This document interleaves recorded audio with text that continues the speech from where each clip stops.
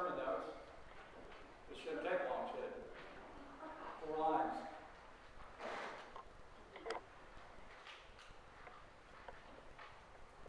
My daughter-in-law, and their 2 daughters took off this week for a much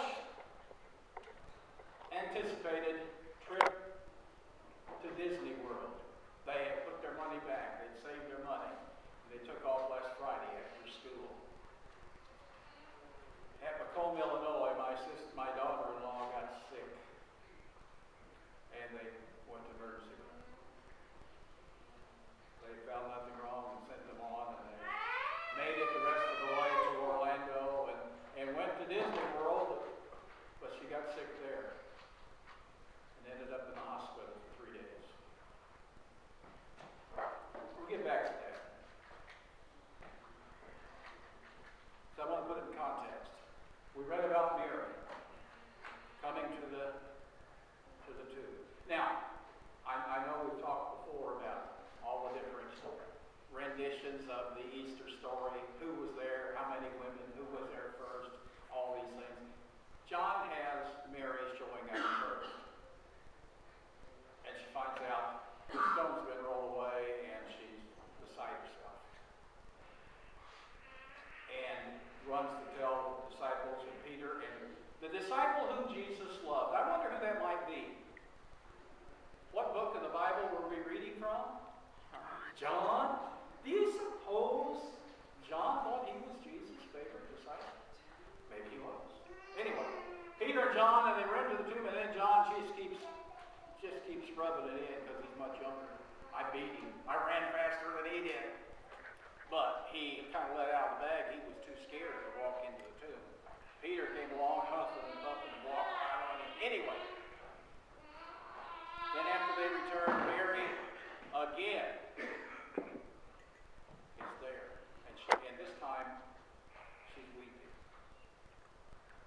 Now, she may have been weeping at the other time, but she's weeping here. She's weeping because something terrible had happened in her life.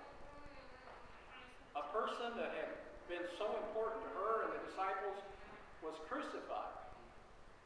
And not only that, but now somebody had stolen the body. And she was just about as low as you could be. Now let's move on to later in the day. If we were to read the passage later on, 2 persons were walking to Emmaus. And the stranger came up to them and started talking to them, and they were so upset. Their faces were drawn awry, and they were in great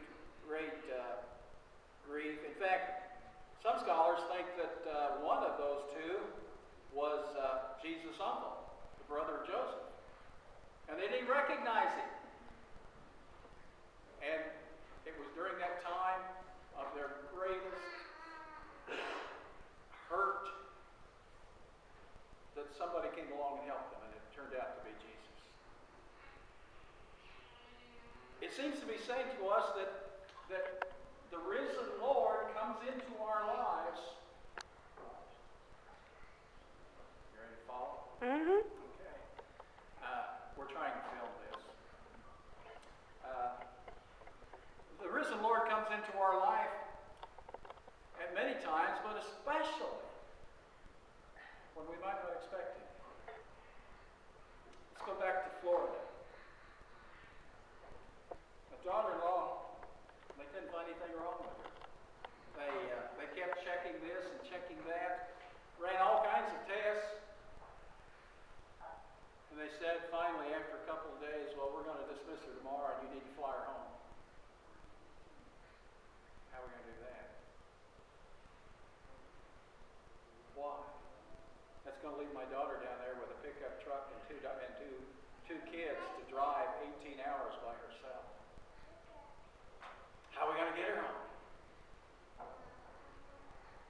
I found a thing called angel flight, which medical persons are flown, and we made some connections on that. But I went to bed that night struggling. If I only had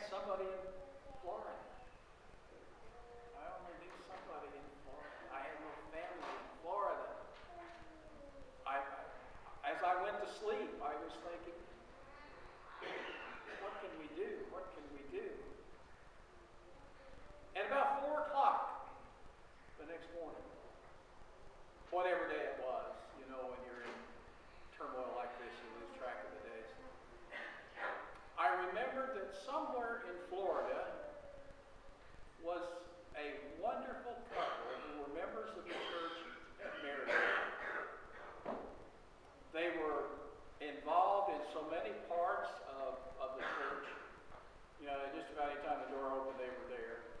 They were strong leaders, humble people. She was a school teacher, I think. And I knew they had gone to Florida. They're Facebook friends. So you Facebook people, you go look their page up, don't you? And they live in Orlando. I sent a message. Now, I'm sorry, those of you that are on Facebook, you're not going to understand this, but you can send a message, which means you're sending them something that nobody else sees, just for them. And so I says, Robin, and I told her the story, and I said, is there anything you could do to help? Here's our phone number.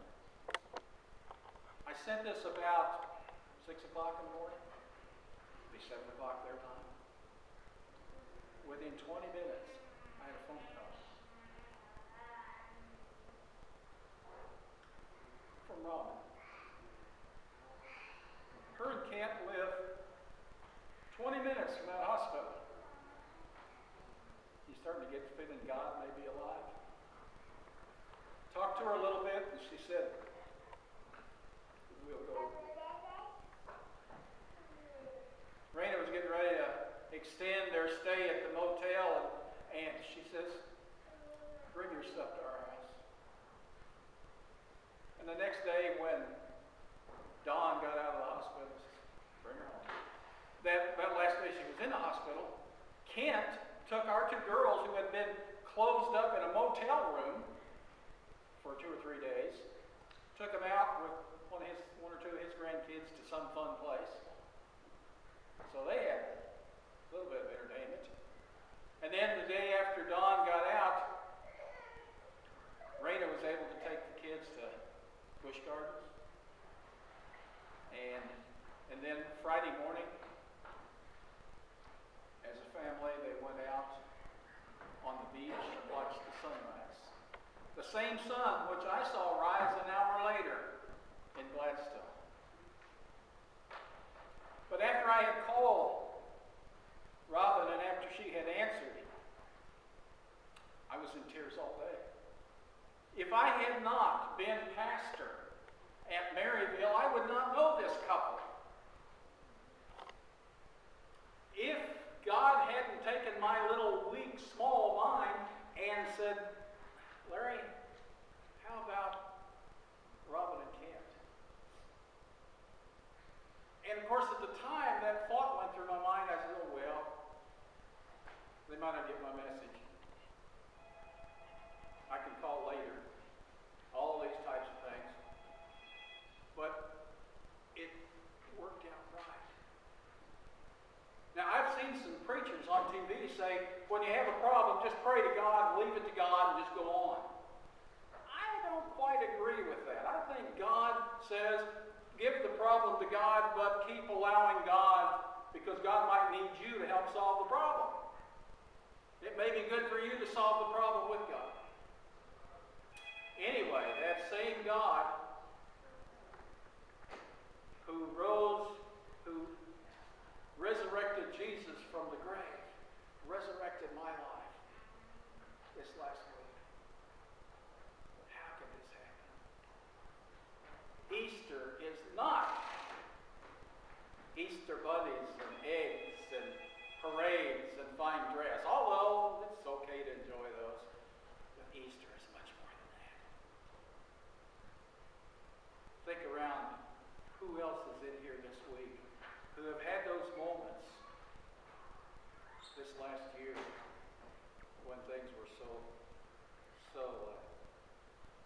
Bonnie, you've had 2 or 3 of these this year, haven't you?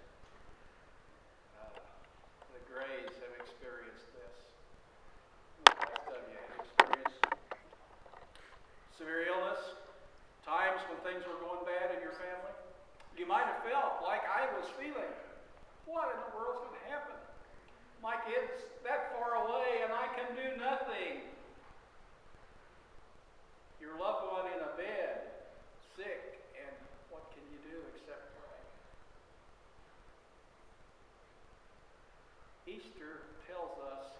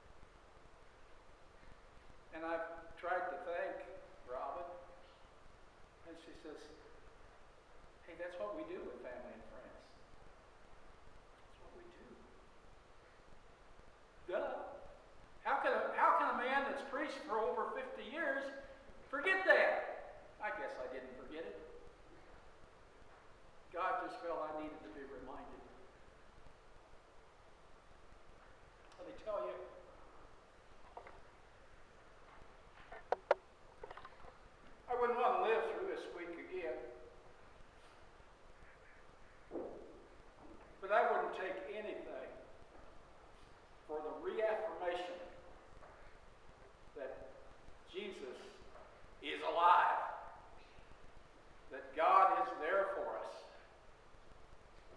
I don't want to forget that message. And that's why I say today, my new theme this week has been, we don't celebrate Easter, we experience it. So that after the Emmaus Road, a little time later, there was a Roman citizen, he was Jewish, who was going to Damascus. And he was struck down by a light, and Jesus spoke to him, "Why are you crucifying me, Saul?" That was Easter for Saul. Easter is not necessarily the 31st day of March. Easter is that moment in your life when the risen Lord becomes more and more real to you. It's not something you read about in the book, but something you experience in your heart. And it can happen once a year. It can happen every morning, every evening. Jesus comes to us when we're the lowest. But he also comes to us when we're on the top of the world and celebrates with us when we're celebrating. Weeping at the tomb. That's what Mary was doing. But there came one who just spoke her name, Mary. And that same one comes